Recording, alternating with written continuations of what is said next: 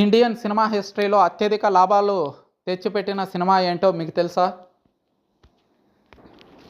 Secret super star అనే Bollywood cinema. అయితే అప్పటి వరకు ఇండియన్ టాప్ మూవీస్గా ఉన్న బాహుబలి 2, దంగల్ సినిమాలని ఏమాత్రం తీసిపోని స్థాయిలో ఈ సినిమా సక్సెస్ని సాధించింది. కేవలం 15 కోట్ల పెట్టుబడితో సినిమాను నిర్మించగా 990 కోట్లకు పైగానే వసూళ్లు రాబట్టింది. కేవలం ఒక్క చైనాలో మాత్రమే 2018లో రిలీజ్ అయి 905 కోట్ల రూపాయల కలెక్షన్స్ రాబట్టింది.